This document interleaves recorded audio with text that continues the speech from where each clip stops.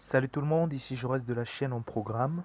Nous nous retrouvons aujourd'hui pour notre deuxième vidéo sur la formation SQL dans laquelle nous allons apprendre à créer et à supprimer notre première base de données. Alors, si tu n'es pas encore abonné, je t'invite à le faire et d'activer la cloche de notification pour ne louper aucune des prochaines vidéos de la chaîne. Donc, dans l'épisode précédent, nous avons vu comment installer les différents matériels qui allaient nous servir en fait dans notre parcours. Donc, les liens sont dans la description de la première vidéo. Si vous ne l'avez pas encore vu, je vous conseille vivement d'aller le faire. Et si vous l'avez déjà fait et que le matériel est installé, nous allons donc passer à la création de notre première base de données. Donc, la syntaxe de création d'une base de données est très simple. Donc, pour ce faire, je vous ai fait ce petit récapitulatif. Donc, pour les francophones, déjà, c'est ceci. Create database, ensuite la condition et par la suite le nom de la base de données. Donc, qu'est-ce que la condition représente ici dans notre cas? La condition ici décrit en fait si la base de données existe ou pas. Donc, pour créer une base de données, bien évidemment, il faudrait que cette base de données n'existe pas, car si nous ne mettons pas de condition et que nous créons une base de données qui existe déjà, il y a une erreur qui va être levée car la base de données existe bel et bien. Donc, il est souvent conseillé de mettre cette condition pour éviter ce genre d'erreur. Donc, sans toutefois tarder, nous allons passer à la pratique. La fois dernière, nous avons eu à installer SQL Yoke et, bien évidemment, notre réseau local, en fait, notre serveur XAMPP. Donc, un serveur qui regroupe et la base de données et un serveur Apache. Donc, comme je l'ai dit, ce qui nous intéresse ici, c'est la base de données MySQL.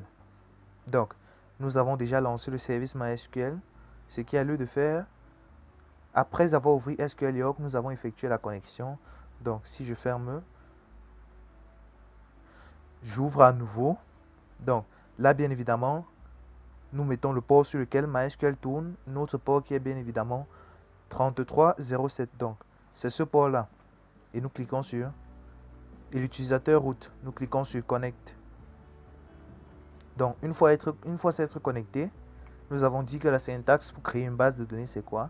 C'est create database. Ensuite, la condition. Donc, on crée une base de données uniquement si elle n'existe pas. Donc, if not exist. Donc, create database if not exist, qui est notre condition. Et ensuite, nous mettons le nom de la base de données. Donc, nous allons l'appeler ma base pour une première.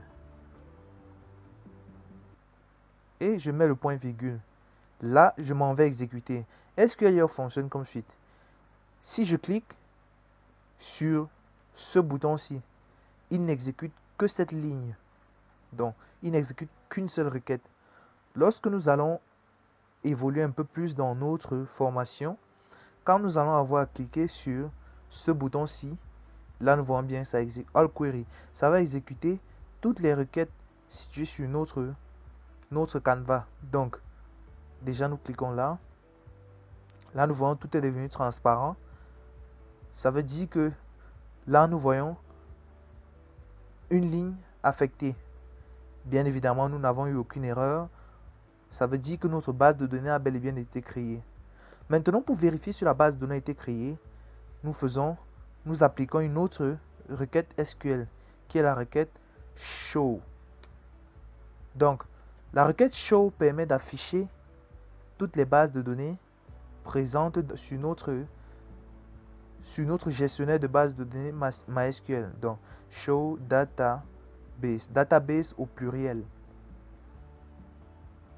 Donc, bien évidemment, si je mets mon point virgule et j'exécute uniquement cette ligne. Donc, je clique là.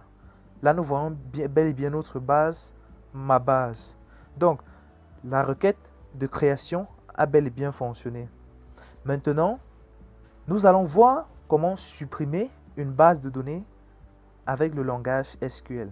Donc, pour la suppression de la base de données, c'est drop database et ensuite condition et pour finir, le nom de la base de données.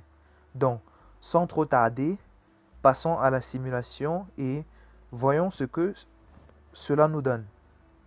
Donc, comme nous l'avons dit, pour la suppression d'une base de données, donc là c'est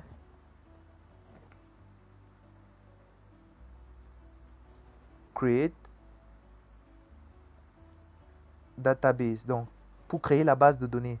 Donc, pour les commentaires SQL, bien évidemment, c'est JS comme dans certains langages tels que Python et autres. Donc, JS create database. Maintenant, pour la suppression de notre base de données, c'est drop database. Maintenant, la condition ici, bien évidemment, nous ne pouvons supprimer une base de données qui n'existe pas. Donc, nous allons mettre la condition pour de fois éviter certaines erreurs à l'avenir. Donc, drop database if existe. Donc, if existe. Donc, supprime la base de données si elle existe.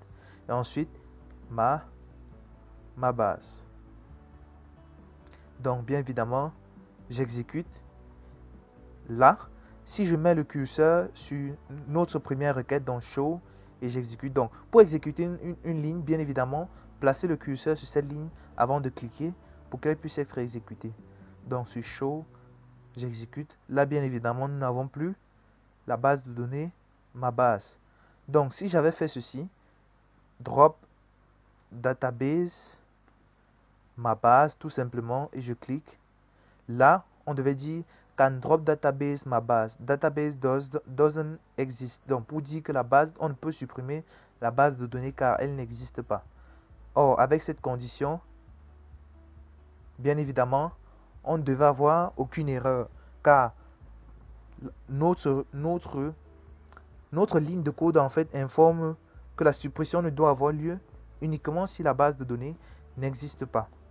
Donc, nous sommes arrivés au terme de notre vidéo. N'hésitez pas à vous abonner et d'activer la cloche de notification pour ne louper aucune des prochaines vidéos de la chaîne. Si vous avez des préoccupations, posez-les en commentaire. Je me ferai un plaisir de vous répondre. À la prochaine pour une nouvelle vidéo.